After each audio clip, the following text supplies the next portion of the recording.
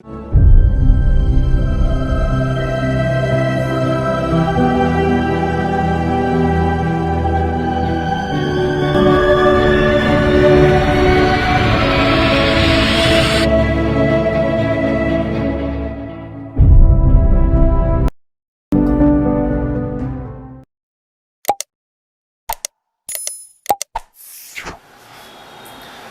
To all of you and welcome to my YouTube channel Glacier Chemistry. आज हम discuss करेंगे chemical kinetics में integrated rate equations और zero order reactions. Integrated rate equation for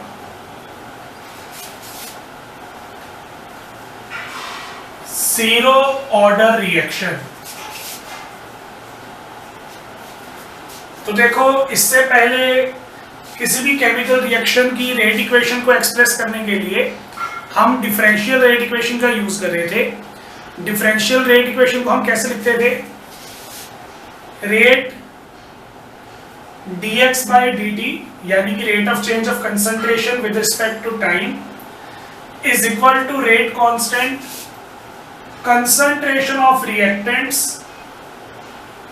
with some power. तो इस तरीके से हम रेट को डिफाइन कर रहे थे। ये हमारे रेट की डिफरेंशियल इक्वेशन है। लेकिन अब इस इक्वेशन को हमें छोड़ना पड़ेगा।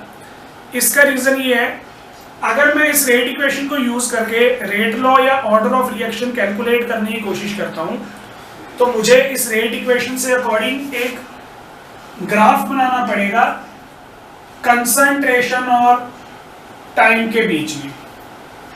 फिर मान लो ऐसा ग्राफ मेरा प्लॉट हुआ एक पर्टिकुलर रिएक्शन के लिए, तो मुझे इस ग्राफ की हेल्प से इंस्टेंटेनियस रेट निकालना होगा। तो मैं एक पर्टिकुलर पॉइंट पे इंस्टेंटेनियस रेट ऑफ रिएक्शन निकालना चाहता हूं। मुझे इस पर्टिकुलर पॉइंट के लिए टेंजेंट लेना पड़ेगा और उसके बाद मुझे इस टेंजेंट को सॉल्व करके इंस्टेंटेनियस रेट ऑफ रिएक्शन की वैल्यू निकालनी पड़ेगी। तो इस मेथड से हमारे पास जो रेट ऑफ रिएक्शन आएगा या रेट लॉ आएगा वो इनकन्वीनियंट होता है और बहुत ही ज़्यादा उसमें एरर्स हो सकते हैं। तो हम डिफरेंशियल रेट इक्वेशन को यूज़ नहीं करते होते ज़्यादातर। हम उसकी जगह पे यूज़ करेंगे इंटीग्रेटेड रेट इक्वेशंस को। और इंटीग्रेटेड रेट इक्वेशन हम सबसे पहले आज कैलकुलेट कर रहे हैं जीरो ऑर्डर रिएक्शन के लिए। तो देखते हैं इसमें हम कैसे सॉल्व करेंगे। तो कंसीडर ए जनरल रिएक्शन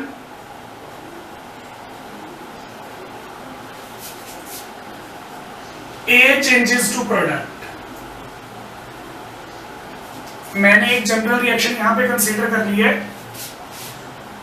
तो हमारे पास रेट आ जाएगा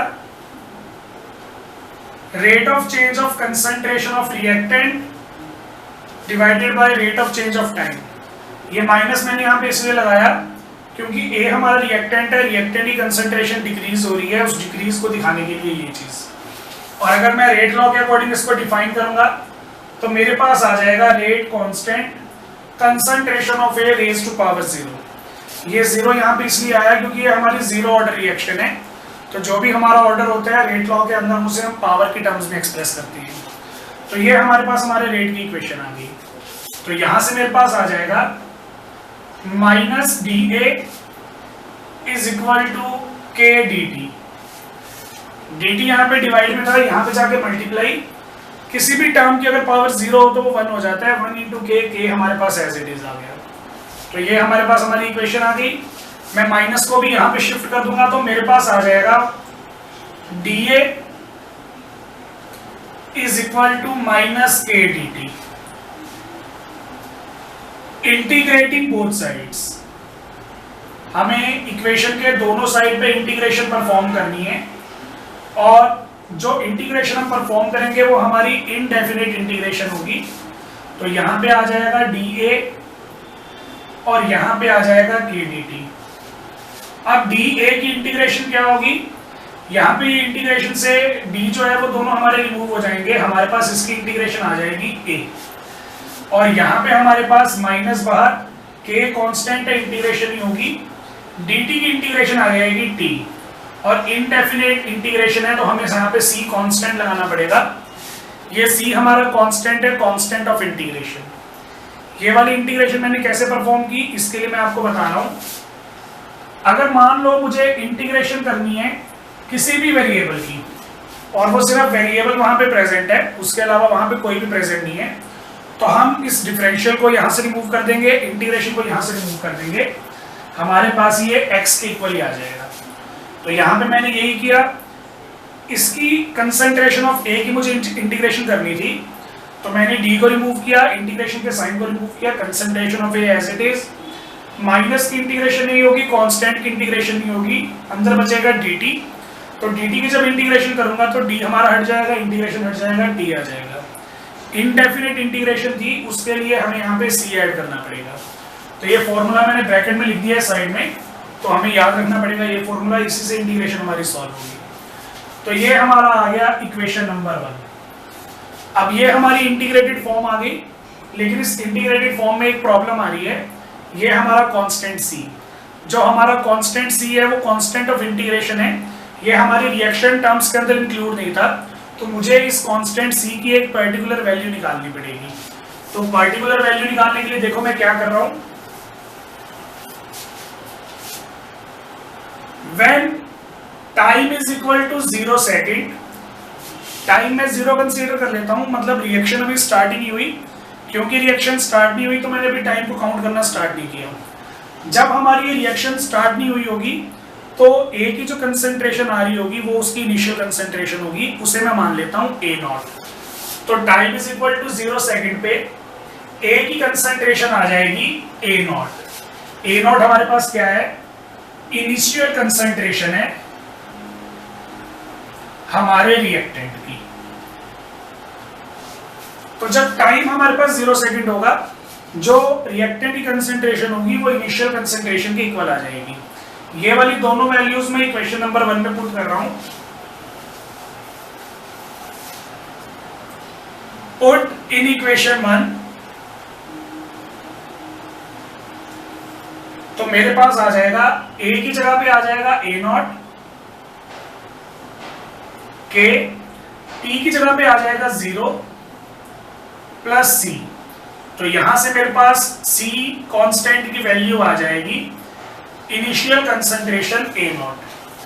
C की वैल्यू मुझे यहां पे मिल गई, तो उसे मैं इक्वेशन 1 में पुट कर सकता हूं। पुट इन इक्वेशन 1, तो इसे इक्वेशन 1 में पुट कर दिया, मेरे पास आ जाएगा concentration of A is equal to minus KT plus A0। ये A0 यहां पे आके माइनस हो जाएगा, is equal to minus KT, minus यहां पे आएगा तो दोनों टर्म्स के साइन चेंज हो जाएंगे,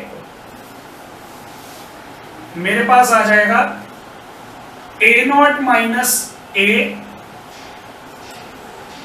इज इक्वल टू KT। अब K हमारा रेट कांस्टेंट है, T हमारा टाइम है, A हमारी फाइनल कंसंट्रेशन है रिएक्टेंट की और A0 है इनिशियल कंसंट्रेशन। तो मैं इस पूरी इक्वेशन को लिख सकता हूं K की टर्म्स में भी और T की टर्म्स में भी, तो दोनों टर्म्स में मैं इक्वेशन को यहां पे रिप्रेजेंट कर रहा हूं। तो हमारे पास आ जाएगा K is equal to 1 by T A0 minus A, या T is equal to 1 by K A0 minus A। ये हमारे पास आ जाएगी integrated rate equation for zero order reaction. मैंने इंटीग्रेटेड रेट इक्वेशन को रेट कांस्टेंट के टर्म्स में भी एक्सप्लेन कर दिया और टाइम के टर्म्स में भी एक्सप्लेन कर दिया। ये वाले दो रिलेशंस हमें याद रखनी है। हमें जीरो ऑर्डर रिएक्शन के लिए K भी कैलकुलेट करना पड़ सकता है और हमें जीरो ऑर्डर रिएक्शन के लिए टाइम भी कैलकुलेट करना पड़ सकता है। तो ये दोनों हमारे जो फॉर्मूलाज हैं वो यूज होती हैं। इसके अलावा जो हमारे पास ये वाला फॉर्मूला था, इसे मैं इक्वेशन नंबर 2 बोल रहा हूँ। जो मेरी कांस्टेंट वाली टर्म थी वो नंबर 1 थी, ये नंबर 2 है, और इन दोनों को मैं बोल देता हूँ नंबर 3 या नंबर 4। तो ये आ जाएगी मेरे पास इक्वेशन नंबर 3 और ये आ जाएगा मेरे पास इक्वेशन नंबर 4। तो ये हमारे पास हमारी डेरिवेशन हो गई है integrated rate equation for zero order reaction. अब इस टॉपिक के अंदर हमारे कुछ एक इम्पॉर्टेंट प्लॉट्स है, इम्पॉर्टेंट ग्राफ्स है जो पेपर के अंदर पूछ लिए जाते हैं, तो वो मैं आपको प्लॉट्स जो है वो 1 बाय 1 समझा रहा हूँ। सबसे पहले हमारे पास आ जाएगा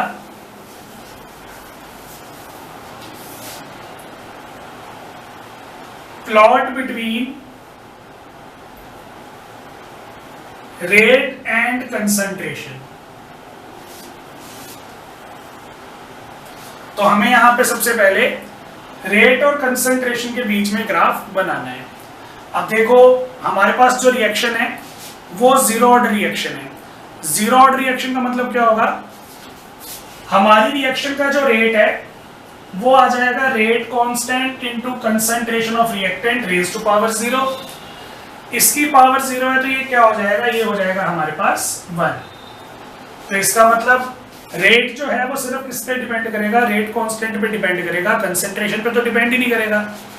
तो हमारे पास जो रेट और कंसंट्रेशन का ग्राफ आएगा वो क्या आएगा, ग्राफ में यहाँ पे प्लॉट कर देता हूँ। एक्स एक्सिस पे मैं ले रहा हूँ कंसंट्रेशन, वाई एक्सिस पे मैं ले रहा हूँ रेट। तो रेट और कंसंट्रेशन का हमारा ग्राफ आएगा कुछ इस तरीके से। कंसंट्रेशन चाहे जितनी मर्जी चेंज हो जाए, हमारी इक्वेशन में जो रेट है वो कंसंट्रेशन पे डिपेंडेंट ही नहीं है, तो रेट की वैल्यू जो है वो चेंज नहीं होगी, कंसंट्रेशन जितनी मर्जी चेंज हो जाए। ठीक है, हमारी जो पूरी रिएक्शन है वो कंसंट्रेशन ऑफ रिएक्टेंट पे डिपेंड ही नहीं कर रही, लेकिन जब हमारा सारा रिएक्टेंट रिएक्ट कर जाएगा तो हमारा रेट ऑफ रिएक्शन जो है वो 0 हो जाएगा। तो यानी कि जब हमारा सारा कंसंट्रेशन खत्म हो जाता है, जब हमारा सारा सब्सटेंस रिएक्ट कर जाएगा, उस केस में हमारी रिएक्शन का जो रेट होता है वो ड्रॉप हो जाता है और 0 चला जाता है। ये ड्रॉप कब होगा, व्हेन रिएक्शन कंप्लीट्स, जब हमारी रिएक्शन कंप्लीट हो जाएगी, यानी कि रिएक्टेंट की सारी कंसंट्रेशन जो है वो प्रोडक्ट के अंदर कन्वर्ट हो जाएगी, उस केस में हमारी रिएक्शन का जो रेट होगा वो फॉल ऑफ हो जाएगा, गिर जाएगा। तो ये हमारे पास हमारा ग्राफ आ जाता है रेट और कंसंट्रेशन के बीच। नेक्स्ट ग्राफ फिर हमारे पास आ जाएगा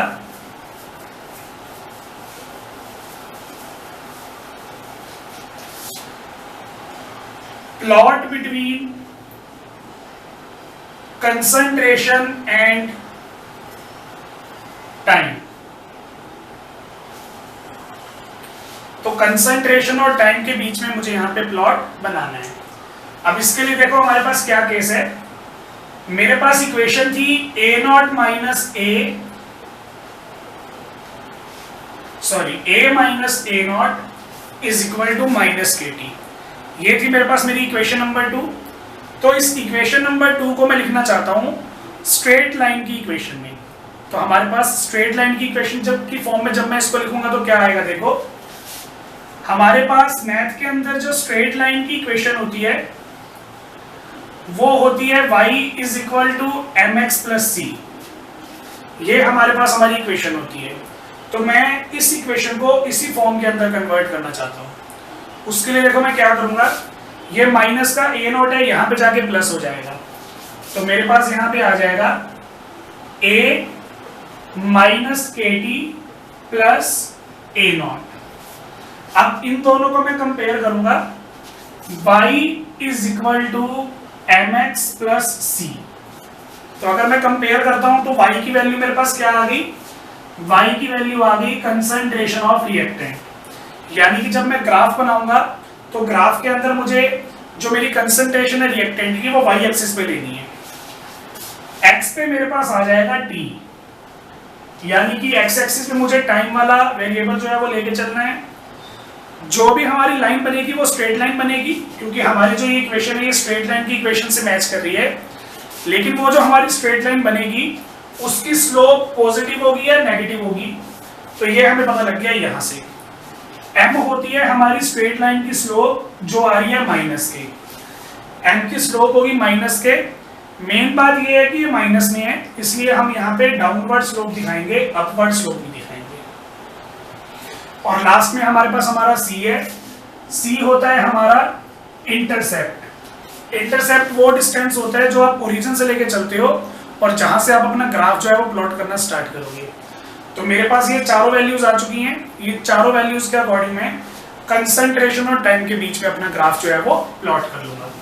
तो मेरे पास आ जाएगा ग्राफ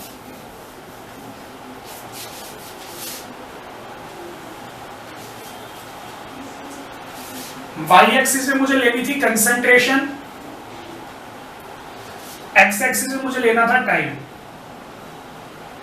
ठीक है, क्योंकि हमारी ये वाली इक्वेशन स्ट्रेट लाइन की इक्वेशन से मैच करती है, तो मुझे स्ट्रेट लाइन बनानी है, स्लोप नेगेटिव है, इसका मतलब डाउनवर्ड वैल्यू बनानी पड़ेगी। तो कुछ इस तरीके से ग्राफ आएगा। मैंने इस पॉइंट से ग्राफ बनाया, ये जो हमारा इतना वैल्यू कवर हुआ, ये हमारे इंटरसेप्ट की वैल्यू होती है ए नॉट की, और ये जो इस लाइन की स्लोप आ रही है वो स्लोप किसके इक्वल होगी, माइनस के, मतलब negative of the rate constant के। तो मैंने इस इक्वेशन को सॉल्व करके ग्राफ बना लिया, मुझे रट्टा मारने की जरूरत नहीं है, आप ये वाला मेथड भी फॉलो कर सकते हो ग्राफ को बनाने के लिए। तो एक हमने ग्राफ बनाया रेट और कंसंट्रेशन के बीच में, दूसरा ग्राफ हमने बनाया कंसंट्रेशन और टाइम के बीच में। फिर integrate rate equation for zero order reaction से ही रिलेटेड हमारे पास एक और टर्म आ जाती है, half life of A reaction. तो वो मैं यहां पे डिस्कस कर रहा हूं।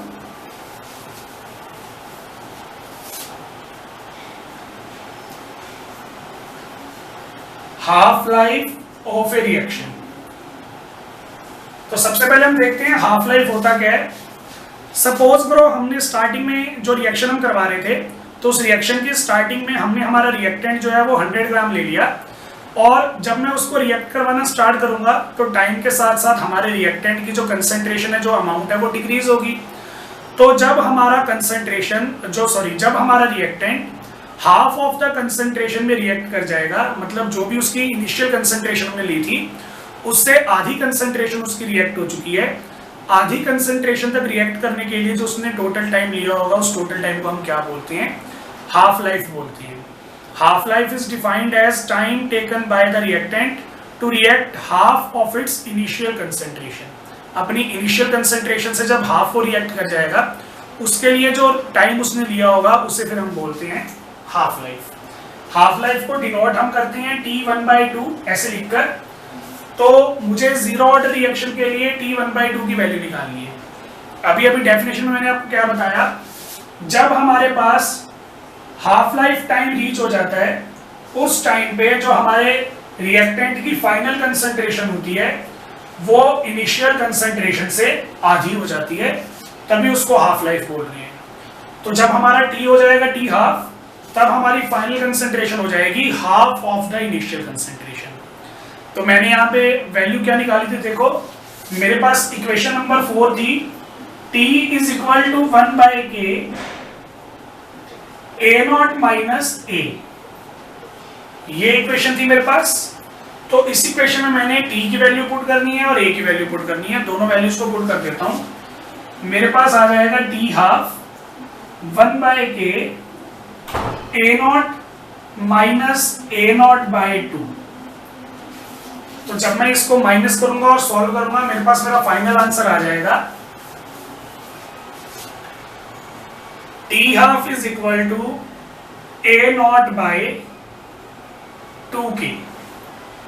ये मेरे पास वैल्यू आ गई मेरे हाफ लाइफ की, half life for the zero order reaction.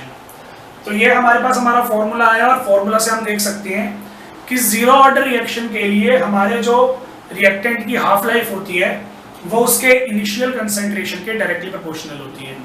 तो अगर मैं हाफ लाइफ से रिलेटेड ग्राफ यहाँ पे प्लॉट करना चाहूंगा, तो मेरे पास प्लॉट देखो क्या आएगा। अब मुझे पता नहीं है मैं कौन कौन से वेरिएबल्स के बीच में ग्राफ बनाऊं, तो आप इक्वेशन की हेल्प से इजीली पता कर सकते हो। जैसे यहाँ पे देखो T1/2 A0 1/2k, मैंने इस टर्म को ऐसे मल्टीप्लाई में लिख लिया 1 into A0 और न्यूमरेटर में 2k। अब इस इक्वेशन को मैं कंपेयर कर रहा हूं y is equal to mx plus c से। तो y एक्सिस पे आएगा T हाफ, यानी कि हमारी हाफ लाइफ, x एक्सिस पे आएगी इनिशियल कंसंट्रेशन। ठीक है, सी की जगह पे कुछ नहीं आ रहा, इसका मतलब इंटरसेप्ट की वैल्यू है 0। ग्राफ हमारा स्टार्ट होगा ओरिजिन से, और जैसा कि मैंने आपको बताया था कि हमारी इस इक्वेशन के अकॉर्डिंग जो हाफ लाइफ है वो इनिशियल कंसंट्रेशन के डायरेक्टली प्रोपोर्शनल है। तो जैसे ही हमारे पास इनिशियल कंसंट्रेशन की वैल्यू ज्यादा होगी वैसे ही उसकी हाफ लाइफ की वैल्यू भी ज्यादा हो जाएगी। तो डायरेक्टली प्रोपोर्शनल का ग्राफ प्रोसीड करेगा कुछ इस तरीके से। तो ये हमारे पास आ गया plot between half life and initial concentration. ये हमारे पास हमारे इस टॉपिक के अंदर तीसरा ग्राफ था। तो ये तीन चीजें मैंने आपको बता दी हैं। अब देखो यहाँ पे जो मैंने रिएक्टेंट दिया वो रिएक्टेंट या तो मेरा सॉलिड स्टेट में होगा या लिक्विड स्टेट में होगा, लेकिन इन केस अगर मैं ये जीरो ऑर्डर रिएक्शन आपको गैसियस रिएक्टेंट्स के लिए दिखा रहा होता तो सॉलिड और लिक्विड रिएक्टेंट्स के लिए मेरे पास क्या वैल्यू आई थी, K is equal to 1/T initial concentration minus final concentration. ये वाली इक्वेशन मैंने किसके लिए सॉल्व की, जब मेरे पास सॉलिड या लिक्विड रिएक्टेंट थे। इन केस अगर मेरे पास गैसियस रिएक्टेंट आ जाती हैं तो हम कंसंट्रेशंस को रिप्लेस कर देंगे प्रेशर से। तो यहाँ पे आ जाएगा P0 इनिशियल प्रेशर और यहाँ पे मेरे पास आ जाएगा P that is final pressure. Similarly half life की वैल्यू क्या आ जाएगी, T half is equal to P0 by 2K। ये फॉर्मूलाज हमें कब यूज करने हैं, जब हमें हमारा रिएक्टेंट जो है जीरो ऑर्डर रिएक्शन का वो गैसियस स्टेट में दे दिया जाएगा। तो ये था हमारे पास हमारा कंसेप्ट। अब जरूरी नहीं है कि पेपर में आपको हमेशा वो हाफ लाइफ कैलकुलेट करने के लिए ही बोलेगा। हाफ लाइफ से यहाँ पे मतलब आप क्या समझ रहे हो कि आपकी 50% रिएक्शन जो है वो कंप्लीट हो चुकी है। हाफ लाइफ का मतलब क्या हुआ कि आपका जो गिवन रिएक्टेंट था वो अपनी इनिशियल अमाउंट से हाफ रिएक्ट कर चुका है, मतलब रिएक्शन हमारी 50% कंप्लीट हो चुकी है। तो जनरली जो आप हाफ लाइफ को सॉल्व करते हो, हाफ लाइफ सॉल्व करके आप क्या फाइंड आउट करते हो, रिएक्शन को 50% कंप्लीट होने में कितना टाइम लगा। 50% कंप्लीट होने में कितना टाइम लगा ये कैलकुलेट करने के लिए हमारे पास ये वाला रिलेशन भी है। लेकिन अगर मैं आपको बोलूं कि मुझे कैलकुलेट करना है कि रिएक्शन को 60% कंप्लीट होने में कितना टाइम लगा, 70% कंप्लीट होने में कितना टाइम लगा, तो उन सब की वैल्यूज भी आप यहाँ पे इजीली निकाल सकते हो। तो एक डेमो मैं यहाँ पे आपको करके दिखा रहा हूँ।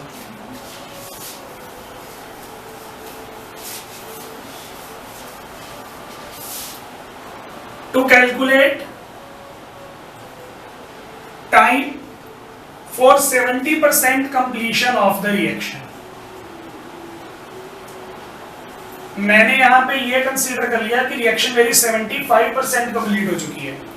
अगर 50% कंप्लीट होगी फिर तो हमारे पास डायरेक्ट रिलेशन है, लेकिन अगर वो 50% के अलावा कोई परसेंटेज पूछ लेगा तो हम कैसे डिफाइन करेंगे ये मैं आपको बता रहा हूं।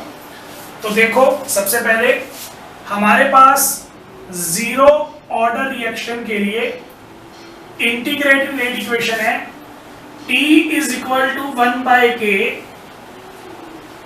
A0 minus A। ये हमारे पास हमारी जीरो ऑर्डर रिएक्शन की इंटीग्रेटेड रेट इक्वेशन है। अब देखो मैंने बोला रिएक्शन हमारी 75% कंप्लीट हो चुकी है। इफ रिएक्शन इज कंप्लीटेड 75%, अगर रिएक्शन हमारी 75% कंप्लीट हो चुकी है इसका मतलब final concentration is 75% of initial concentration. तो ये इक्वेशन आ जाएगी मेरे पास। अब यहां पे देखो final concentration 75/100 of initial concentration, इसको कैलकुलेट करूंगा तो मेरे पास आ जाएगा यहां पे final concentration is equal to 3/4 of initial concentration. बस इतना ही डिफरेंस आएगा। अगर यहां पे हाफ लाइफ होता तो हाफ लाइफ के लिए हम क्या लिख रहे थे, final concentration is half of initial concentration, ये हम हाफ लाइफ के लिए लिख रहे थे। तो 75 के लिए मैंने वैल्यू कैलकुलेट कर ली। अब ये वाली वैल्यू जो है ये मैं पुट कर दूंगा इस इक्वेशन में, तो मेरे पास आ जाएगा टाइम रिक्वायर्ड फॉर 75% कंप्लीशन। कितना टाइम आ जाएगा देखो, 1/K A0 माइनस 3/4 A0। तो इसको जब मैं सॉल्व करूंगा तो मेरे पास आ जाएगा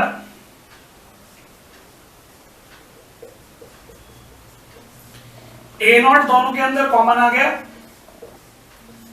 अंदर बचेगा 1 माइनस 3/4। तो जब आप इसको सॉल्व करोगे तो आपके पास आ जाएगा 1/4। ये वाली वैल्यू मैं यहां पे पुट कर दूंगा तो मेरे पास 75% कंप्लीशन के लिए आ जाएगा 1/4A इंटू इनिशियल कंसेंट्रेशन। ये थी हमारे पास हमारी 75% कंप्लीशन के लिए टोटल टाइम रिक्वायर्ड की इक्वेशन। ये हमारे पास हमारा कंप्लीट टॉपिक था जीरो ऑर्डर रिएक्शन की इंटीग्रेटेड रेट इक्वेशन का। बाकी पे डिस्कस करेंगे नेक्स्ट लेक्चर में। Thank you. अगर आपको वीडियो अच्छी लगे तो प्लीज वीडियो को लाइक करें और शेयर करें, और साथ में ही चैनल को सब्सक्राइब भी कर दें ताकि हर वीडियो की नोटिफिकेशन आपको मिल सके। Thank you.